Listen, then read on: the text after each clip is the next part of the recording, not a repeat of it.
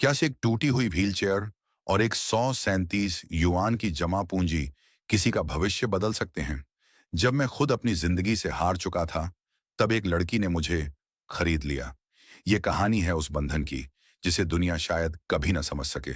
मैं बस सड़क के किनारे बारिश से बचने के लिए पनाह ले रहा था। तभी अचानक मेरी नजर एक लड़की पर पड़ी जो व्हील चेयर पर बैठी थी। पहले तो मुझे लगा कि उसे मदद की जरूरत है, लेकिन वह लगातार मेरी तरफ एक सहमी हुई, शांत और गहरी नजर से देखती रही। काहे ऐसन ताकस तारू बाबू, का जानू कोनो बड़ी बात बाका। काफी देर की चुप्पी के बाद उसने बड़े संभल कर एक पुराना टूटा फूटा गुल्लक निकाला। मेरा अब कोई परिवार नहीं बचा, उसने दबी आवाज में कहा। क्या आप मेरा परिवार बन सकते हैं इस पैसे से? क्या मैं आपके 2 दिन खरीद सकती हूँ? अगर एक दिन भी मिल जाए तो भी चलेगा। उस लड़की के उम्मीद से भरे चेहरे को देखकर मेरे होंठों से इनकार के शब्द ही नहीं निकल पाए।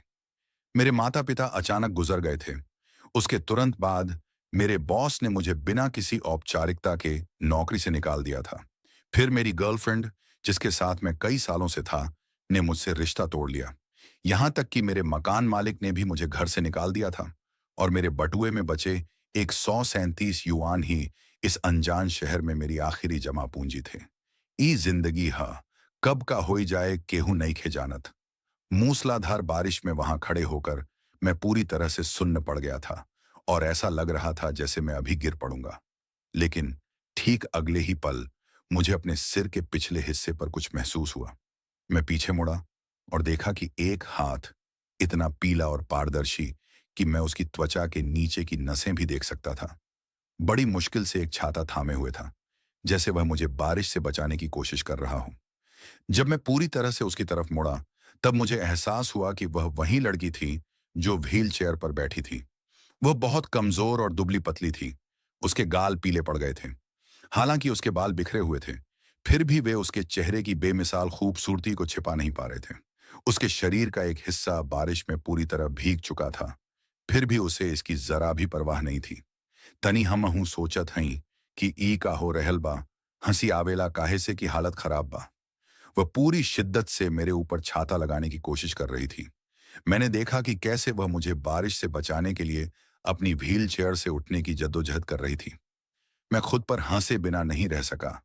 क्या मैं सचमुच इतना नीचे गिर गया था कि अब मुझे एक दिव्यांग लड़की की दया और देखभाल की जरूरत पड़ गई थी? लेकिन इससे पहले कि मैं उसे धन्यवाद देने के लिए अपना सिर झुका पाता, उस लड़की की व्हील चेयर धीरे धीरे पीछे की तरफ खिसकने लगी। तभी मुझे एहसास हुआ कि हम एक ढलान पर खड़े थे। उसके हाथ से गिरे छाते की फिक्र करने का मेरे पास बिल्कुल भी समय नहीं था, इसलिए मैं तेजी से उसकी तरफ भागा। हर बार जब लड़की व्हीलचेयर को रोकने के लिए अपने हाथों का इस्तेमाल करने की कोशिश करती, तो उसकी घबराहट भरी कोशिशों से व्हीलचेयर और भी तेजी से फिसलने लगती। पकड़ा पकड़ा जल्दी पकड़ा, अगर ई गिर गईल तका होए। किस्मत से ठीक आखिरी पल में मैं समय रहते व्हील चेयर को पकड़ने में कामयाब रहा। हालांकि छाता अपनी ही गति के कारण हवा में उड़ गया और सीधे लड़की के सिर पर जा गिरा, जिससे वह एक पल के लिए पहियों पर रखे मशरूम जैसी दिखने लगी। मैंने जल्दी से अपने छाते के नीचे झांक कर उस छोटी लड़की का हालचाल पूछा। क्या तुम ठीक हो? लड़की ने हैरानी में अपना सिर हिलाया। वह पूरी तरह से भौचक्की लग रही थी। छोटी बहन, मैंने पूछा, तुम इतनी रात को यहां अकेले बाहर क्यों घूम रही हो? लेकिन जैसे ही ये शब्द मेरे मुंह से निकले, मुझे उन पर पछतावा हुआ। क्या यह किसी अजीब और बूढ़े लंपट आदमी की कही जाने वाली बात जैसी नहीं लग रही थी? और सच में लड़की के अंदर एक तरह का बचाव तंत्र, डिफेंसिव मैकेनिज्म जाग उठा। एक डरी हुई बिल्ली के बच्चे की तरह वह अपनी व्हील चेयर में और भी पीछे की ओर सिमट गई। ई का बोल दहली, हम लड़की तब पूरा डर गईल बा। मैं मैं तो बस यूं ही टहलने निकली थी। तुम्हें जल्दी घर चले जाना चाहिए। तुम्हारे घर वाले तुम्हारे लिए परेशान हो रहे होंगे। मैं मेरा कोई परिवार नहीं है। कल मेरी दादी गुजर गईं। मुझे अचानक एहसास हुआ कि मैंने कुछ ऐसा पूछ लिया था जो मुझे नहीं पूछना चाहिए था। उसी पल मेरे मन में एक भयानक विचार घूमने लगा। बिना किसी परिवार के एक दिव्यांग लड़की आखिर कैसे गुजारा करेगी? फिर भी सच कहूं तो यह ऐसी समस्या नहीं थी जिसके बारे में मुझे सोचना चाहिए था। आखिरकार मेरी अपनी मौजूदा हालत ऐसी थी कि मैं खुद का गुजारा भी बड़ी मुश्किल से कर पा रहा था। या शायद यह सिर्फ अपराध बोध, गिल्ट के कारण था। जो भी हो, मैंने उस लड़की को खुद उसके घर तक छोड़ने का फैसला किया। जेकर केहू नईखे ओकर सहारा बनल बहुत पुण्य के काम है। उसकी व्हीलचेयर को लिफ्ट में ले जाने के बाद मैं वहां से जाने के लिए मुड़ा, लेकिन ठीक उसी पल लड़की ने अपना छोटा सा हाथ आगे बढ़ाया और मेरे कपड़ों का किनारा पकड़कर खींच लिया। बारिश, ये तो भूरे रंग की है। ये सुनकर मैं मन ही मन मुस्कुराया। यह लड़की लोगों से बात करने में इतनी ज्यादा घबराती थी, फिर भी उसमें इतनी समझदारी थी कि वह इस बात की फक्र कर रही थी कि कहीं मैं बारिश में भीग न जाऊं। एक काम करते हैं, तुम मेरा छाता उधार ले लो, इसे कुछ देर अपने पास रखो और बाद में मुझे लौटा देना। अब तुम घर जाओ, काफी रात हो चुकी है और तुम्हें कोई बुरे लोग भी मिल सकते हैं। वह लड़की साफ तौर पर ज्यादा डरी हुई लग रही थी, फिर भी उसकी उंगलियां जिद के साथ मेरे कपड़ों से चिपकी हुई थीं। तब मैं समझा, वह अपने ही अजीब और अनाड़ी तरीके से मुझे जाने से रोकने की कोशिश कर रही थी। इलायकी तो जिद पे अड़ल बा, अब का करी, घर तक छोड़े जाई पड़े। इसलिए मैंने अपना अच्छा काम पूरा करने का फैसला किया। मैं उसे उसके अपार्टमेंट तक पहुंचाने के बाद ही वहां से जाऊंगा। हालांकि जब मैं आखिरकार सबसे ऊपरी मंजिल पर पहुंचा, तो मुझे पता चला कि लड़की का घर वहां था ही नहीं। उसका घर असल में और भी ऊपर था, छत पर, जिसे उस समय बारिश धोकर साफ कर रही थी।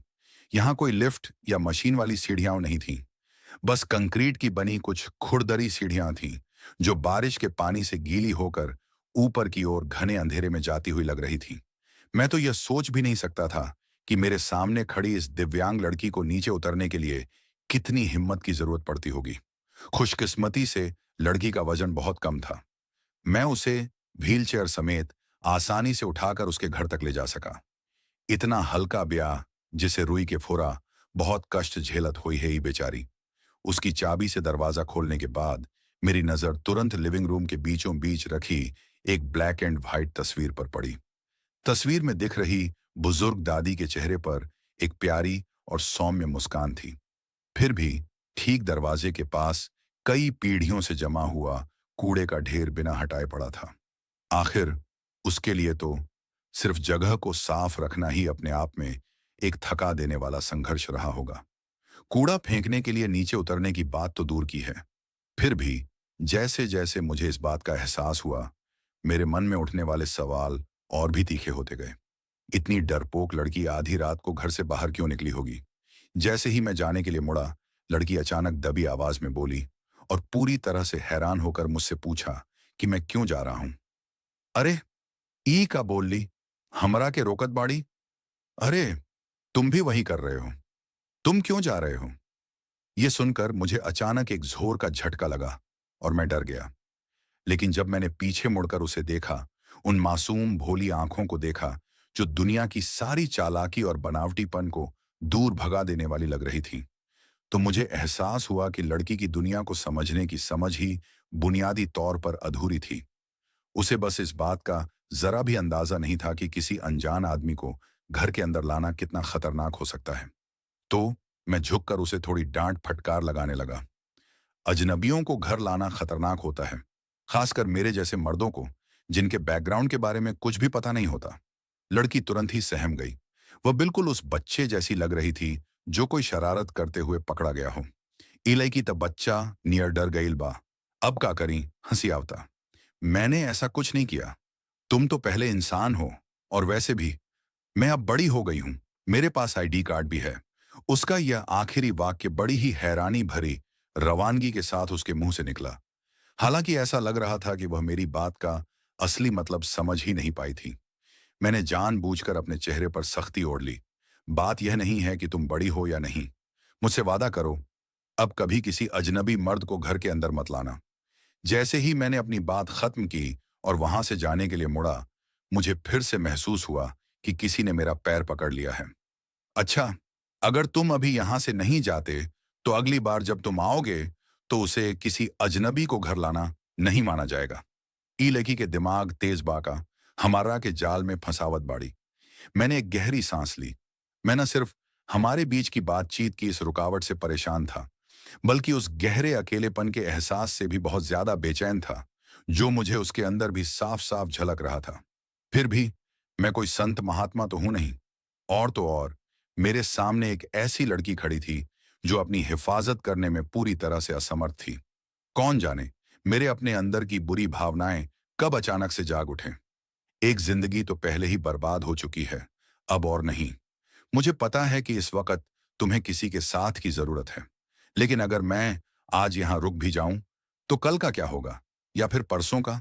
मुझे अपनी रोजी रोटी कमानी है। मैं हमेशा हमेशा के लिए तो यहां नहीं रुक सकता। मुझे पता था कि मेरे ये शब्द उसे बहुत ही बेरहम लग रहे होंगे, लेकिन उसे यह सीखना ही था कि मुश्किलों का सामना अकेले कैसे किया जाता है। अब का करीं, दिल तक कहत बा, रुक जाई, बाखिर पेट के सवाल। जैसे जैसे मैंने देखा कि उसका सिर धीरे धीरे और नीचे झुकता जा रहा है, मुझे एहसास हुआ कि मेरे शब्द उसे कितने ज्यादा चुभे होंगे। मेरी तरफ देखो, मेरे पास कोई अमीर शुगर मम्मी नहीं है जो मेरे सारे खर्चे उठाए। मैं तो खुद ही लगभग भूखा मर रहा हूं। एक काम करते हैं, जब मेरी जिंदगी फिर से पटरी पर आ जाएगी तब हम इस बारे में बात करेंगे। मुझे हैरानी हुई जब मैंने देखा कि मेरे ये शब्द सुनते ही उस लड़की की आंखों में अचानक से एक नई चमक आ गई। वह तेजी से अपनी व्हील चेयर को बेडरूम की तरफ ले गई और कुछ ही पलों बाद वह अपने हाथों में सिक्कों से भरा एक पुराना सजार थामे हुए बाहर आई। ई का लेके आयल बाड़ी, सिक्का, ये सब जमा पूंजी बाका। मैं बनूंगी तुम्हारी शुगर मम्मी। इसमें, खैर, इसमें बस इतने ही सिक्के हैं। इनसे तुम्हारा कुछ दिनों का गुजारा तो हो ही जाएगा। लड़की की आवाज धीरे धीरे और भी ज्यादा धीमी होती चली गई। उसे साफ पता था कि यह थोड़ी सी रकम किसी मछली को जिंदा रखने के लिए काफी नहीं थी। फिर भी वह जिद करके सिक्कों वाला जार मेरे सामने बढ़ाए जा रही थी। लड़की का यह सब कुछ या कुछ नहीं वाला रवैया देखकर मैं अवाक रह गया, लेकिन साथ ही मुझे हालात की गंभीरता का भी एहसास हुआ। हो सकता है कि यह पैसा उसकी आखिरी जमा पूंजी हो। अगर मैं उसे उसके हाल पर छोड़ देता तो हो सकता है कि वह अपने कमरे में ही भूख से मर जाती और किसी को कानों कान खबर भी ना होती। बेचारी के पास यह आखिरी सहारा बा, कैसे छोड़ी एकरा के अकेले। इसीलिए मैंने उससे सख्ती से पूछा, तुम्हारे माता पिता कहाँ हैं? तुम्हें मुझे सच बताना होगा। मम्मी पापा अब मुझे अपने साथ नहीं रखना चाहते। वे विदेश चले गए हैं और मैं दादी से भी संपर्क नहीं कर पा रही हूं। मेरी आवाज सुनकर लड़की कांप उठी। फिर भी उसने रुक रुक कर मुझे जवाब दिया और मेरे अंदर बेबसी का गहरा एहसास उमड़ आया। ये देखकर कि मैं चुप हूं, उसने फिर से जिद करके अपनी जमा पूंजी वाला जार मेरे सामने बढ़ा दिया। सच तो यह था कि उसकी बाह में अब दर्द होने लगा था। फिर भी उसकी नजरें मुझ पर ही टिकी हुई थीं। ई लईकी के जिद देखेला त रूंवा खड़ा हो जाला, कितना कष्ट सहल बाड़ी। मैं तुम्हें इजाजत देती हूं कि तुम मुझे 2 दिनों के लिए खरीद लो। एक दिन के लिए भी चलेगा। इंसानों को खरीदा या बेचा नहीं जा सकता। नहीं, ऐसा नहीं हो सकता। लेकिन मम्मी तो हमेशा कहती थीं कि वह मुझे बेच देंगी। लड़की के ये शब्द मेरे दिल में किसी जंग लगी कील की तरह चुभ गए। मेरे मन में जोरदार इच्छा उठी कि मैं उसके माता पिता को ढूंढ निकालूं और उन्हें वह सजा दूं जिसके वे हकदार थे। लेकिन लड़की ने मेरी चुप्पी का मतलब नहीं समझा। जिन भावनाओं को उसने इतने लंबे समय से दबा रखा था, वे आखिरकार पूरी तरह से फूट पड़ी। मुझे माफ करना, मुझे डर लग रहा है।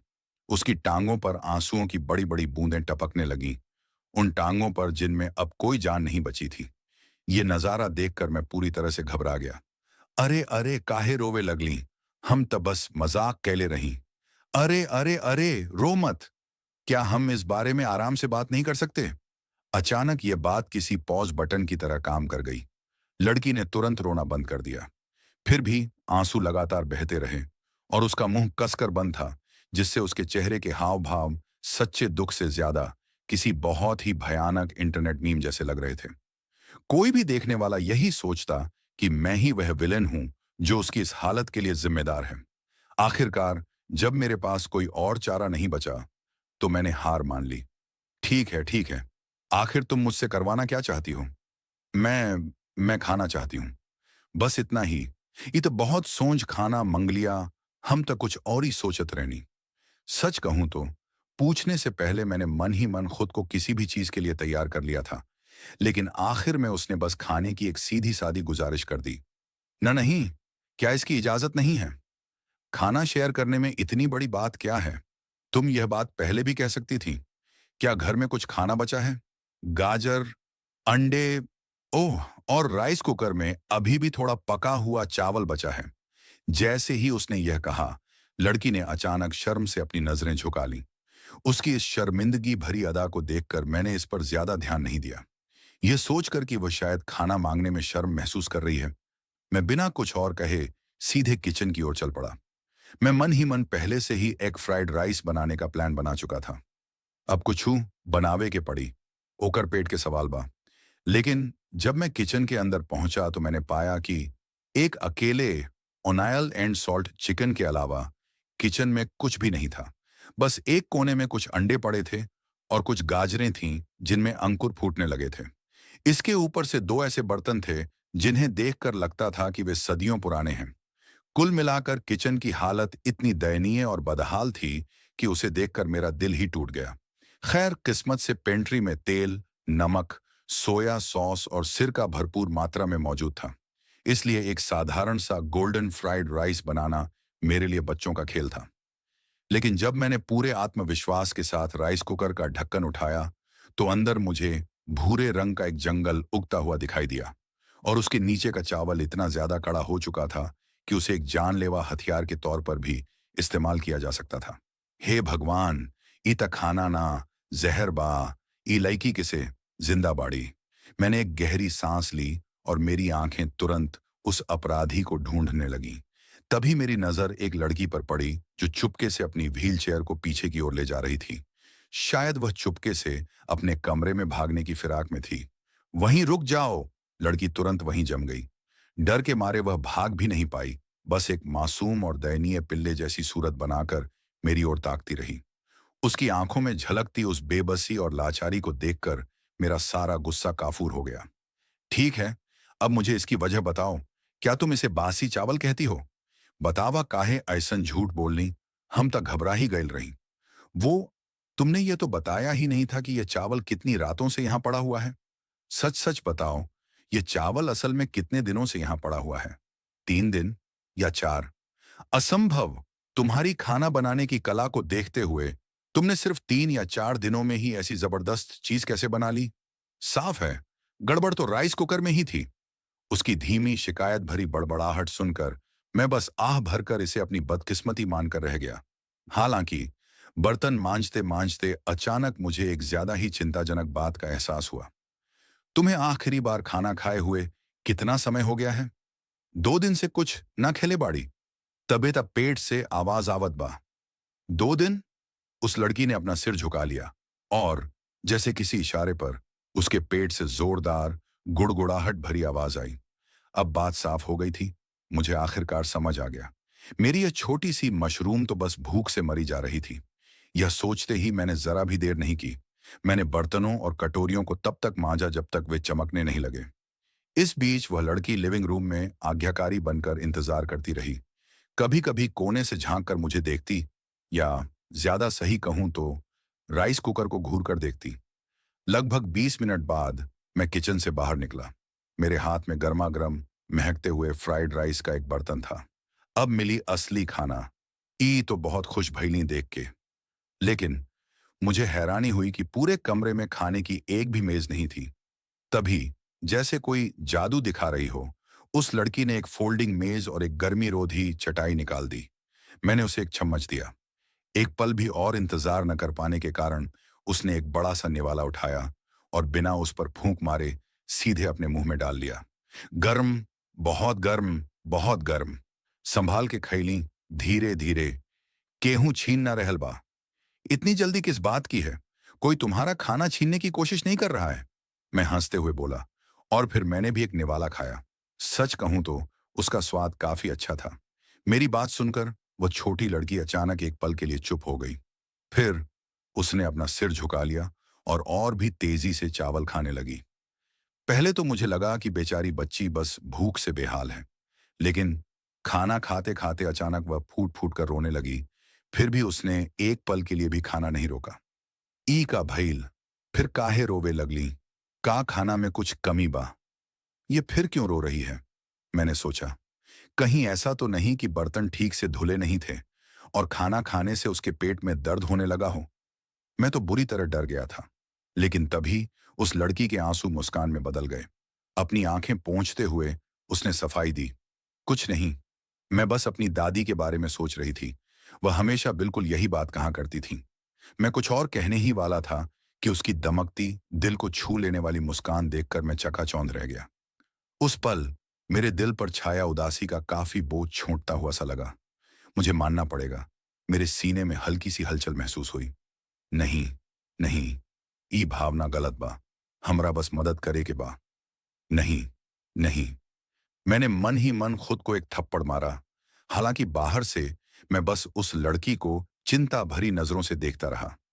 उसे दिलासा देने के बाद मैंने तय किया कि मैं बस उतनी ही देर रुकूंगा जितनी उसे जिंदा रहने के कुछ बुनियादी हुनर सिखाने के लिए जरूरी है, और फिर मैं अपने रास्ते चला जाऊंगा। तो मैंने उस लड़की से पूछा कि वह किस स्कूल में पढ़ती है। आखिर उसकी उम्र को देखते हुए उसे अब तक कम से कम मिडिल स्कूल तो पूरा कर ही लेना चाहिए था। हालांकि उस लड़की को यह विषय बेहद संवेदनशील लगा। उसने अपना सिर झुका लिया, काफी देर तक सोचती रही और फिर दबी आवाज में जवाब दिया, मिडिल स्कूल। मैं बस मिडिल स्कूल तक ही पढ़ पाई। शिक्षा नइखे मिलल तबे तई। हालत भइल बा, बहुत कष्ट बा दुनिया में। क्योंकि दूसरे बच्चे मुझे इस बारे में चिढ़ाते रहते थे। मैं तो बस मजाक कर रहा था। मुझे बहुत बुरा लगा, लेकिन दादी ने मुझे अब और बाहर नहीं जाने दिया। फिर भी मन ही मन मैं असल में चीजों को पहचान सकता था। मैं अक्सर गहरी सांस लेता था। इतने लंबे समय तक घर में बंद रहने के कारण मैं समाज से पूरी तरह कट चुका था। अब जब दादी भी, एकमात्र इंसान जो मुझ पर जान छिड़कती थीं, गुजर चुकी थीं, तो सामान्य सामाजिक हुनर की तो बात ही छोड़िए। मुझे हैरानी होती थी कि कहीं मेरी मानसिक उम्र उसी साल में तो नहीं अटक गई है जिस साल मैंने स्कूल छोड़ा था। मैं समझ गया था कि मेरे पढ़ाई लिखाई के सारे रास्ते अब बंद हो चुके थे। सब रास्ता बंद हो गई बा। अब का होई? कम्युनिटी सब्सिडी जैसी चीजों का क्या? क्या तुम्हारे परिवार को पहले कभी ऐसी कोई मदद मिली है? मैं मुझे नहीं पता। जैसे ही उस लड़की के सवालों के जवाब न देने से मेरा सिर दर्द करने लगा, उसने अचानक मेरे विचारों में दखल दिया। उम, क्या मैं तुम्हारे लिए एक तस्वीर बना सकती हूँ? मुझे डर है कि एक बार तुम चले गए तो फिर कभी वापस नहीं आओगे। इससे पहले कि वह अपनी बात पूरी कर पाती, लड़की ने अपनी व्हील चेयर घुमाई और तेजी से अपने कमरे में। अगर आपको मेरी ये वीडियो अच्छी लगी, अगर आप इसका सेकंड चैप्टर देखना चाहते हैं तो इस वीडियो पर आप 1 के लाइक करवा दें, मैं इसका सेकंड चैप्टर जल्द ही ला दूँगा।